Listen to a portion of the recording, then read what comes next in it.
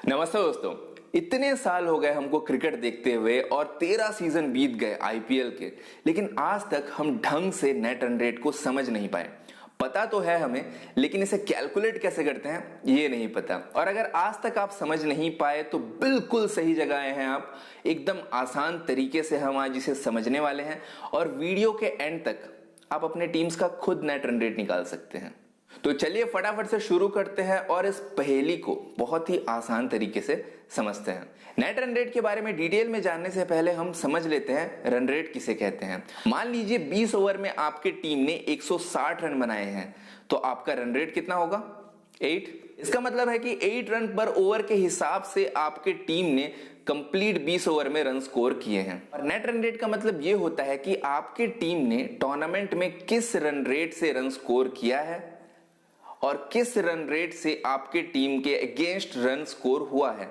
इन दोनों को सब्सट्रैक्ट कर दीजिए और आपका नेट रन रेट मिल जाएगा। थोड़ा कंफ्यूजिंग लग रहा है आपको? एग्जांपल से समझते हैं। तो यहां पे मैंने एग्जांपल लिया है राजस्थान रॉयल्स का 2020 के आईपीएल में। राजस्थान रॉयल्स का पहला मैच सीएसके के अगेंस्ट था और राजस्थान रॉयल्स ने पहले बैटिंग करते हुए 20 ओवर में 216 रन बनाए। जवाब में सीएसके ने 20 ओवर में 200 रन ही बना पाए और राजस्थान रॉयल्स ये मैच जीत गए। तो इस मैच के बाद राजस्थान रॉयल्स का नेट रन रेट था ये।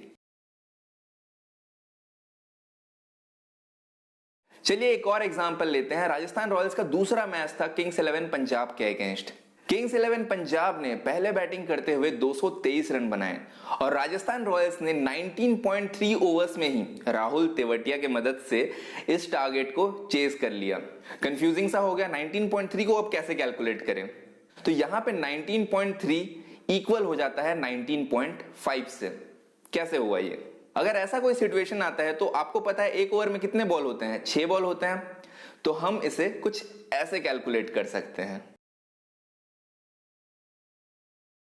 आई होप अब तक आपको समझ आ गया होगा कि नेट रन रेट कैसे कैलकुलेट करते हैं। बहुत ही आसान लग रहा है, बहुत इजी है। तो चलिए एक और एग्जांपल देखते हैं और साथ ही साथ आप भी कैलकुलेट करिए इसे। मैच है Rajasthan Royals versus Mumbai Indians. Mumbai Indians ने पहले बैटिंग करते हुए 20 ओवर पे 193 रन बनाए, लेकिन राजस्थान रॉयल्स ये टारगेट को चेज नहीं कर पाए और 18.1 ओवर में ही ऑल आउट हो गए। तो इनका नेट रन रेट इस मैच का होगा कुछ ऐसा। थोड़ा अनफेयर सा लग रहा है, ऑल आउट भी हो गए, टारगेट भी चेज नहीं कर पाए, फिर भी नेट रन रेट इतना अच्छा क्यों है? ये बिल्कुल अनफेयर है। इसीलिए एक रूल है कि अगर आप 20 ओवर का मैच है और 20 ओवर से पहले ही आप ऑल आउट हो गए तो नेट रन रेट कैलकुलेट करते समय ये माना जाएगा कि आपने 20 ओवर खेल लिया है। तो अब ये ऐसे कैलकुलेट होगा।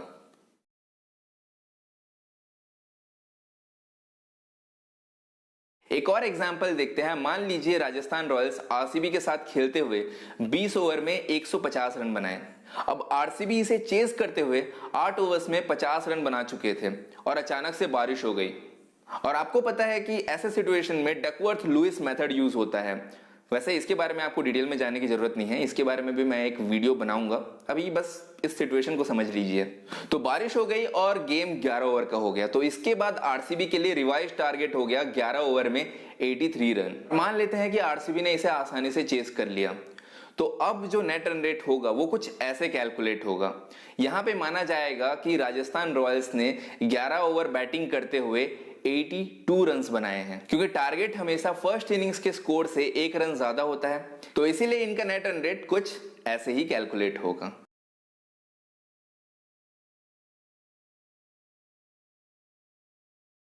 तो मुझे लगता है कि अब तक आपको कंप्लीट आइडिया मिल गया होगा कि नेट रन रेट कैसे कैलकुलेट होता है।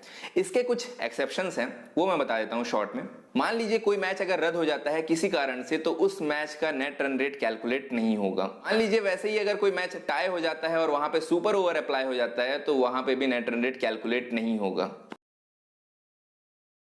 आप जानते हैं कि आईपीएल जैसे टूर्नामेंट में कुछ टीम्स कभी कभी सेम पॉइंट्स के साथ पॉइंट्स टेबल पर रहते हैं।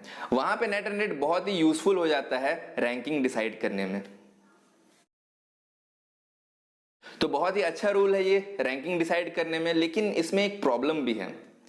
नेट रन रेट कैलकुलेट करते समय हम विकेट्स को इग्नोर कर देते हैं, मतलब कितने विकेट से जीते हैं कितने विकेट से हारे हैं ये काउंट नहीं होता। और मुझे लगता है ये बहुत ही इंपॉर्टेंट फैक्टर है आपकी रैंकिंग डिसाइड करने में। तो इस डिसएडवांटेज के बारे में मैं एक डिटेल में वीडियो बनाऊंगा और उसमें आपको अच्छे से एक्सप्लेन करूंगा। आई होप अब तक आप एकदम क्लियर हो गए होंगे नेट रन रेट के बारे में। तो चलिए फटाफट से अपना कॉपी पेन निकालिए और कैलकुलेट कीजिए। लास्ट में आप सबके लिए एक क्वेश्चन है कि क्या ऐसा हो सकता है कि सारे टीम्स के नेट रन रेट सेम हो जाए? तो नीचे कमेंट सेक्शन पर लिख के बताइए और जिसका आंसर भी सही होगा उसे मैं नेक्स्ट वीडियो में फीचर करूंगा।